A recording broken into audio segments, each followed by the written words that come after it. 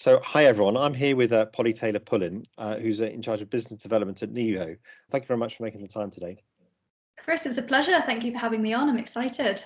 So Nevo look after secure instant messaging, and I suppose one of the things I wanted to ask off first was just a little bit about what you've seen over the last year from from a COVID lockdown point of view. We've had a lot of change that's been going through, and as messaging is concerned and digitalization, that's been a big part of sort of how we responded to it. But what have you seen over the last year?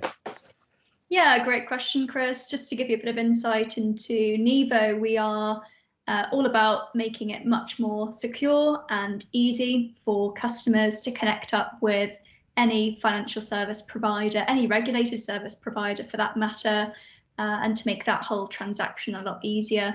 So we're actually a spin out of Barclays, that the co-founders there were tasked with building a secure environment, or a secure version of WhatsApp, if you like. That seemed to be the channel of choice. They were getting absolutely smashed on the phones. They spent millions of pounds on developing portals that nobody was logging into, and what people were turning to, the app of choice at the moment, obviously it's WhatsApp, but there wasn't really a secure way of making that relevant for a bank, for a financial institution. So that's really where Nevo's come from, and our whole ethos is about making it easier for consumers, making it the channel of choice, but keeping security at the forefront. So in a funny way, the pandemic has been a bit of a blessing in disguise for us, really, because we have seen more companies really kind of accelerate their digital agenda when it comes to implementing new technology to help offer the same level of service that their customers are used to while working remotely. So on a very small scale, things like sending out documents in the post. Raw mail's been absolutely, so many delays there, especially at the start of this year. It's just not a feasible solution, really. So all of these legacy channels, phone, post, and email, we can help our clients move away from reliance on them and create a much better experience. So yes, in terms of the pandemic, we've definitely seen companies accelerate that on their agenda. We've also seen a massive increase in fraud over email. I think we're looking at 400% increase in fraud. It's an FBI stat, I believe. So really, any secure data that's being shared on email really needs to be coming off that channel. These businesses need to start thinking about alternative ways to addressing that. Yeah, I mean, it's almost like the pandemic is. I mean, some of these technologies have been there before. So, I mean, you mentioned, messaging technologies, secure kind of portals have been there before. But it's almost like the pandemic has almost said, well, look, actually, now there's an immediate use case, and now there's a burning platform. So although these things were complicated to get through before, the technology was there, but there was just like an inertia where they just didn't get put in. It's almost like that sort of like the brakes got released over the last 12 months, essentially. Yeah, definitely. We had one client in particular, who I won't name on the call, but a very large network. And I think pretty much as soon as their teams were working remotely, they wanted to have full transparency into what was going on with their ARs and how they're managing cases with customers. And they were finding that actually going onto WhatsApp or going onto email was easier because they weren't able to have those face-to-face meetings anymore. They weren't able to go and meet people in the office. And actually that kind of opened them up to a whole area of risk, really, for the business. So yes, we have seen companies like that really make this an important investment for now and beyond. So you talked a bit about email, and the fact that, I mean, email's not secure, right? In the way that some of the new messaging apps are. I mean, it is amazing how long it's been around, really. I mean, it's essentially the electronic form of letters in some ways, but probably even less secure than letters, because everyone can see that. The electronic form of postcards, maybe it will be. But I mean, how do you sort of see messaging sort of developing? I mean, a lot of people did turn to WhatsApp as sort of like personal WhatsApp as well, and that's caused all sorts of problems from a security, a data privacy point of view as well, right? I mean, and that's part of the response where you're kind of fitting in, is it? Yeah, exactly that. In fact, I was doing some research at the start of this week. We're looking at pretty impressive stats around percentages of, well, time spent in apps. So I think if you look at the sort of millennial generation, about 70% of the time they're spending on their mobile phone devices is through an app. Even my grandma, she's pretty familiar with how to use WhatsApp now. It really is what people are familiar with when it comes to having conversations, sending messages, sending not even documents, but photos, files, anything like that. And it kind of made sense to make that experience relevant and secure enough for financial services. Yeah. There seems a bit of a disconnect in terms of saying, well, this is clearly what people are using in their day-to-day lives. Can't we make that relevant for this sector? And that's the challenge we've taken on. So absolutely, yeah. I mean, certainly in the collections recovery space, we spend quite a lot of time sort of with conversations. I mean, that whole sort of asynchronous nature of conversations is actually quite interesting because we're very used to having these telephone conversations, which is always instant, a bit like we're talking about now. But being able to break that down to, here's a bit of a conversation, and you might respond later in the day, and I might respond for even further later in the day. It just seems to give a different dynamic. I mean, have you seen that as being almost like a USP of driving adoption? Yes, absolutely. I think part of the reason apps like WhatsApp are so popular is you can get a notification, you have to decide there and then. You could leave it till later. You can reply in the evening, reply on the weekend. It's really the customer driving that journey. I mentioned to you before, I've recently moved house and going through that experience firsthand. The number of phone calls you still have to do to change your address, something so simple. That really should be a pretty easy journey for a customer to complete. I didn't even realise, but I've got 5 different bank accounts, different products with different providers. So having to change my address with 5 different providers was certainly an eye-opening experience. And you wouldn't be surprised to hear that it was much easier to do that with my Monzo account than it was with my Barclay card. That probably wouldn't surprise anybody. So yes, I think that's a really interesting aspect there. Certainly going through the home buying process, speaking to brokers, for instance, they were very keen to get you on a phone call for an hour and a half. I simply don't have the time in the day, but I'm working 8 till 6 most days. So we were either having to have these phone calls on a weekend or late in the evening. It doesn't really work around you. So what Nevo is able to help organisations deliver is an experience where the customer can start that journey at a suitable, convenient time. And they don't have to do everything in one sitting. They can always drop off, come back in, pick up where they left off. But it's just that convenience factor, really. I think that's so key. I mean, the changing expectations now of consumers, it's such a competitive market because people have become conditioned to expect it.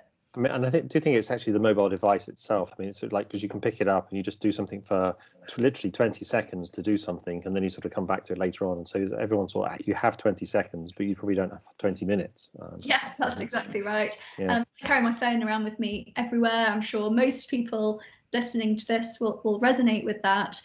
But it seems so foreign to me that we're still required to scan documents, to go to the post office, to send documents back to different providers, to print things. I mean, I don't have a printer in my home office, so that's something I've struggled with personally. But yes, mobile seems to be across all generations a really easy device to engage with. I mean, there are some people who won't necessarily be on that, and I do sort of accept that a lot of us have got much more in the habit of doing things digitally over the last 9-12 months. I mean, even those of us that were resistant before, we now do it, right? But there are some people who maybe can't adopt, or they might be digitally vulnerable, as an example, or that they're just not up to speed on it. I mean, how do you think we've got to think about that in terms of being able to cover everyone, particularly for some of the large banks where they have to like this almost like universal service? Where do you think it fits in? I think it's a great question, and I think it would be very naive of me to say that we would expect every consumer around the world to prefer mobile. Of course, there'll be exceptions to that rule, and of course, there'll be certain demographics where that doesn't appeal to them. I think I have been pleasantly surprised. I had a conversation with a building society not that long ago. They've recently released an app, and they said that their eldest member using the app was 92 years old. I mean, that surprised me, to be honest. I was quite impressed with that stat. But yeah, I think as long as it's something that 80-90% of your customer base will appreciate and value, I think that's a good enough reason to be investing in these tools. Obviously, with that evolving demographic, the younger home buyers coming up the ladder, I think it is the right time now to be investing in technology like that. Of course, there'll always be exceptions to the rule, but it's really offering customers the choice and being omni-channel where possible. Yeah, and where do you think we go from here, though, in terms of where does it go? And so as we're talking a bit about messaging now, and we talk a bit about document sharing or document exchange and those kind of things. I mean, where does it go next from here? Do you think, in terms of greater integration? Yeah, so for us, one of our massive aspirations really for this year is not just to help out one organization contact and service one customer.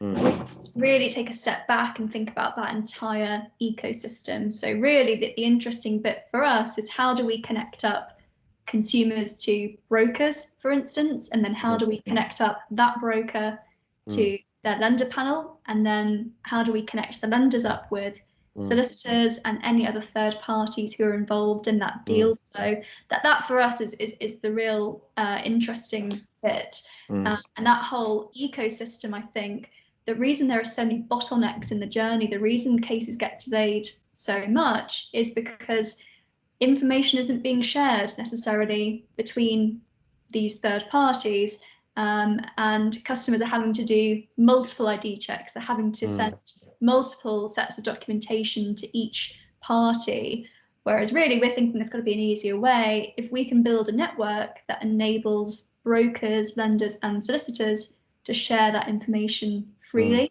with the customer's consent, we should be onto a winner, really. And that's putting the speed and security at the forefront of that. So there's been almost a lot of focus on process transformation, within my company, within my department, or in the process that I actually own. But you're saying it's well, then how do we then integrate that across multiple processes and across multiple businesses, essentially, as well? So you're doing process transformation for the customer journey, not in the business, but for the customer. Yeah, exactly that. So I think, had we had this conversation 6 months ago, Nevo was pretty much a B2C only proposition. So we were helping organisations manage communication better with their end customers, so borrowers, for example. And now the goal really is to make not just the customer-facing aspect of the relationship easier, but also all the work that they're having to do behind the scenes, and all of the work that is then passed through that food chain, which is just replicating information, you're rekeying stuff.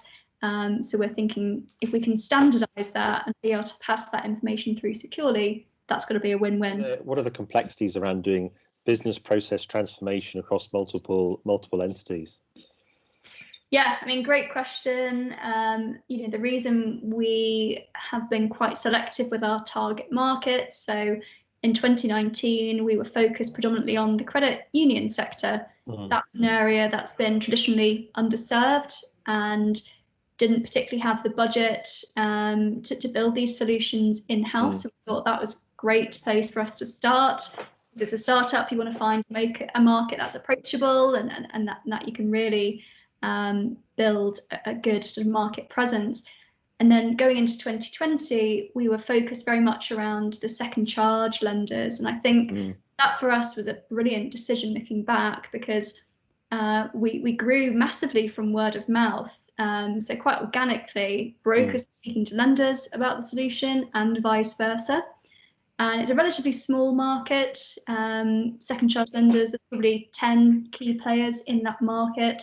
Many more brokers, of course, but I think if you're really able to understand what the lenders are struggling with, what the brokers are struggling with. We held numerous steercos, for example, to really get under the bonnet of what was going on in this market.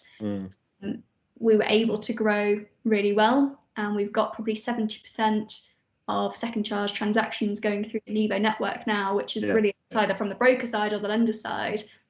For us now, I think off the back of that success, the first charge lending market seems like a natural fit. We've had some brilliant client wins recently. That's kind of opened up a few doors, a few windows into that particular market. So yeah, I think that the whole one of the advantages of Nevo is we're not talking massive digital transformation projects. We're not talking 2 years until you start to see some of the benefits of what you were thinking about way back when.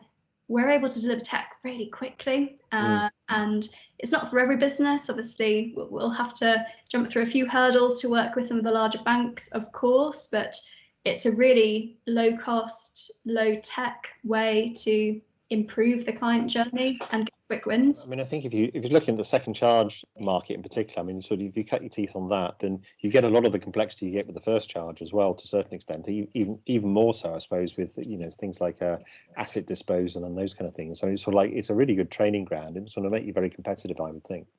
Yeah, exactly that. And about a year ago, even e-signing was quite a foreign concept. Wet signatures have been the norm up until quite recently. So we thought it was worth doing an exercise with the second charge lenders to see if they would be accepting of that e-signature. So a lot of education around that, especially around how it can be a lot more secure than a wet signature. I think that's the key angle there.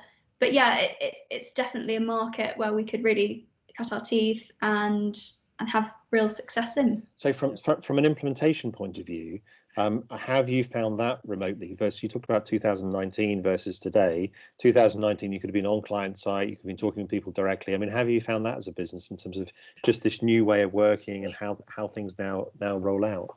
Yeah, it's a strange one. Probably a year ago, I was getting the train down to London twice a week. I was absolutely knackered, Chris, because I was travelling up and down the country. So I think the first few weeks of lockdown, I was quite relieved to be working from one place. But of course, I miss the human interaction. I miss going into offices, really meeting people and going for coffees and building relationships face to face. There's nothing quite like it.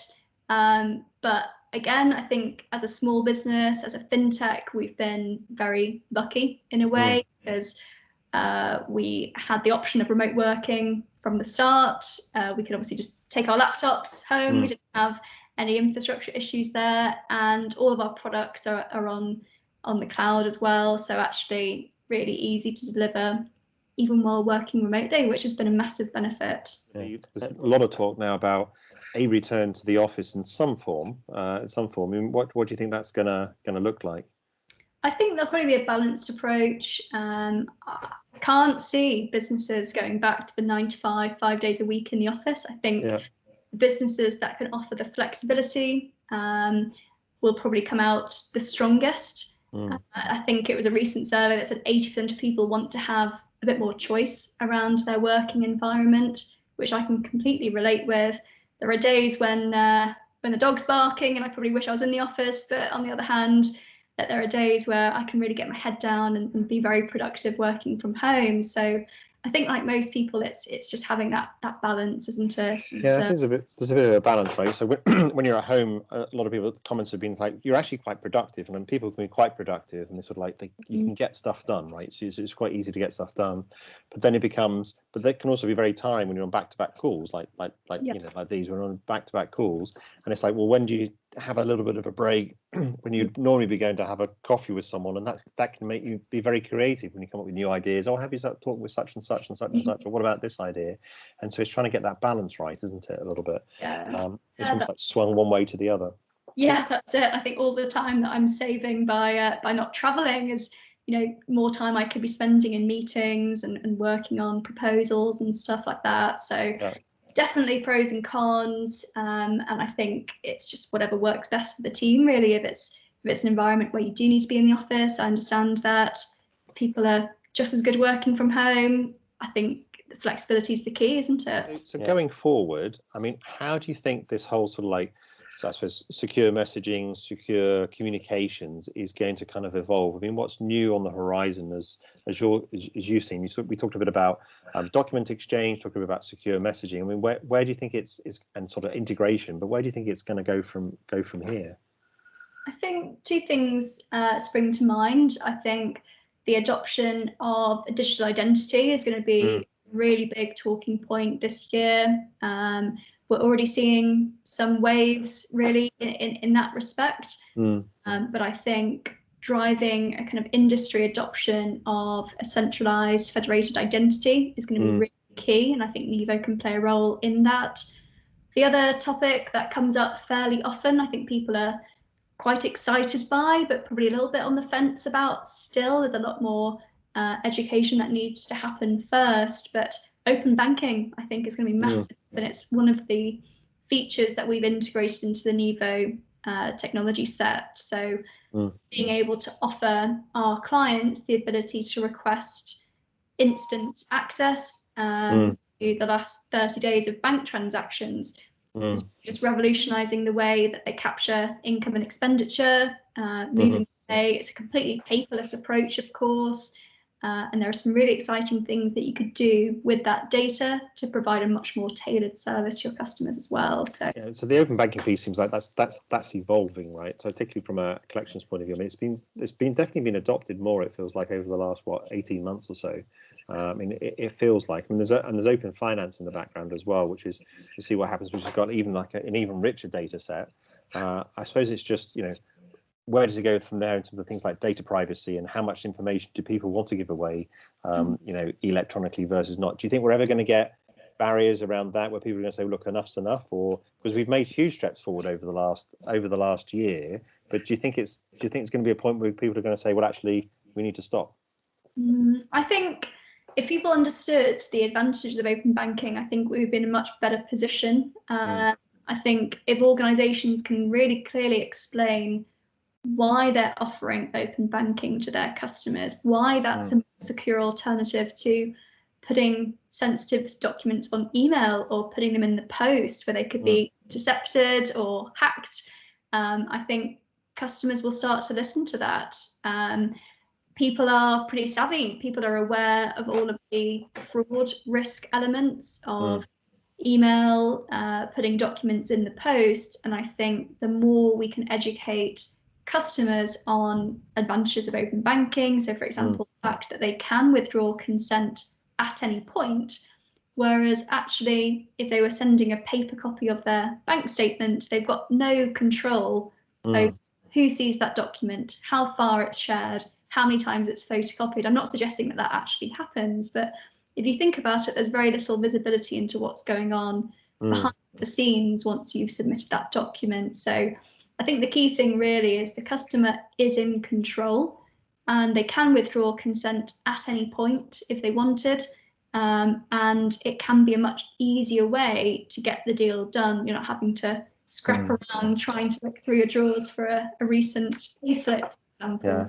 I mean, I think a lot of it comes down to almost like what's the value exchange. So things have been talked a bit about what's the value exchange. So, are you, what by exchanging that information, what's the value that I then get back as a result of it, sort of thing.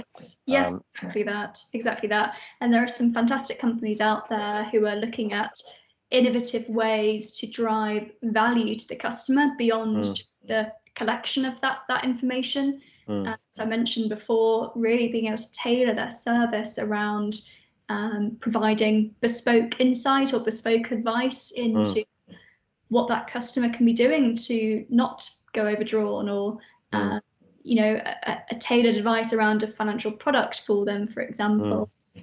Again, all with the customer's consent, but I think it opens us up to a much better world of opportunities in that regard.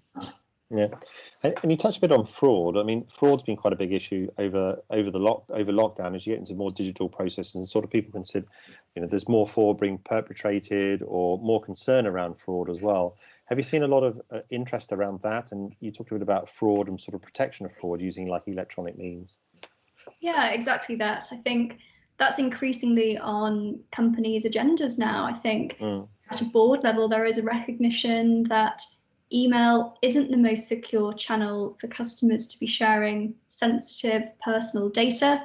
I can speak from experience. When my emails were hacked about 3 years ago, it left me feeling very vulnerable that when I was going to have to buy a house, I was going to have to then share documents via email. It didn't feel quite right with all the other security ways that businesses have to achieve that. So I think we will start to see, GDPR, any other security concerns becoming a bit more of an important board level consideration, to be honest with you. And I hope it doesn't continue, but Nevo aside, I think anybody now listening to this that's using email for secure transactions should be thinking of alternative ways to address that. Yeah, don't send your bank account details by email. Yes, please, thanks. Or credit card details. Yeah, that's all very interesting. I mean, it's been a hugely changing market, and I think it's just been fascinating over the last sort of 12 months or so, just how much it's kind of accelerated, really. I mean, and just last question, I suppose, just really around. I mean, how you found from a team point of view interacting online? I mean, what have you found sort of work versus not? I mean, you're obviously a communications company, but it'd be interesting to hear about how you found that in terms of interacting, even between customers, clients, and other colleagues, I suppose, as well. I mean, do you think what's worked well, what hasn't worked well, and what are your sort of tips for making things work better? Yeah, I mean, I'll have to do a shameless plug to Slack, to be honest, because Slack is what we live and breathe at the moment. It's a fantastic channel to keep in conversation with your colleagues, to manage projects, for example. We have Slack channels with most of our clients now and any other third parties. So, for example, developers that are working on that client's behalf. So it's a great way for people to have secure messaging and be able to manage projects. We're also big fans of Trello, where we can manage our entire team around different projects, different assignments, and so on. So there's so much tech out there. And I think companies are pretty open to the idea, especially with remote working. Teams and Zoom, obviously, pretty standard solutions at this point. And a lot of companies, I imagine, wouldn't even have dreamt of using those solutions a year ago. So it's really interesting. Yeah, the number of icons I've now got along the bottom of my screen. So I've got email, but then you get into Teams, Skype, Zoom, Slack, and I've got WhatsApp, I've got Messenger, I've got iMessage, and the list just carries on going on. I mean, it's proliferated so many different channels. I mean, do you think we've got too many? Do you think it's going to come down afterwards? I mean, you obviously offer different communication as well. I mean, there's so many ways of talking with each other now. I think so, and I think it's quite exciting. Personally, I'm quite a big fan of seeing more entrants to the market. I think it's really exciting, and I don't like the idea of everything being controlled by Facebook either. So I think anything outside of that environment is definitely worth looking into. Clubhouse is obviously a really exciting one at the moment. A lot of my connections are getting involved there. I think that's just an awesome idea. There are so many channels, right? And it's almost like, it's proliferating, and does it go wider and then smaller? So WhatsApp was quite interesting, I thought, just from a security point of view. They're pushing ahead now with the data, with the new data and the new agreement, and a lot of people move over to Signal as an example. But then Signal doesn't have the rich messaging, some of the stuff that you were talking about from a business point of view, which seems to be kind of where it's kind of going in terms of like having almost like this omni-channel. Being able to communicate everything through one single channel, and certainly from a business point of view, having that all in one location. I imagine that's that probably rings true with what you've seen with your clients and your products. Absolutely, and I think a lot of the conversations we're having at the moment are with lenders, both in the first charge market, second charge as well, and the majority of them have invested in portals. So. Thinking what's the best way to make our brokers' lives easier. And what's happened. I don't think this has been intentional, but each lender has built a portal, so the brokers have to log into 20, 30 portals every day to manage communications with all of their lenders on panel. So we're trying to take a step back from that and think, can there be one system where brokers can actually connect up with their lenders without having to log into all of these various systems? And actually, everybody can lean into that as an alternative or as a part of the portal. So it's a really interesting space for us at the moment. And I think sometimes, it's just taking a step back and having a think about what's actually the best scenario here. What's the quickest win? What's the cheapest or perhaps quickest way to experiment with that approach? And I think that's a great conversation for us to have. How much of a driver do you think the phone is, in terms of driving messaging, particularly from a consumer point of view, but versus having things on a desktop? I mean, so there's been a lot of investment, as you just said, around portals and sort of, there's been web-based messaging. I mean, but is mobile the change, or is all the portals really there? Is it just proliferation that's been the challenge? So the decision we made was to offer a mobile customer experience for the end consumer, the borrower in this case. So that's going to be through their smartphone, but for the organizations that we're working with that are having these communications with the customers, that would still be on desktop. So we try to mirror the way that most people prefer to work. But I can see Nevo building a web-based version of that. I don't think it has to be mobile necessarily. I think we need to listen to what's out there and what the popular opinion is. So it definitely doesn't have to be a mobile-only journey by all means, but certainly for the broker to lender, that's B2B communication. That's all going through desktop at the moment. Well, Polly, thank you very much for making the time. I really enjoyed chatting with you and sort of hearing a little bit about what Nevo are up to, and appreciate you making the time. So thanks very much. Oh, likewise, Chris. It's been a pleasure. Speak to you soon.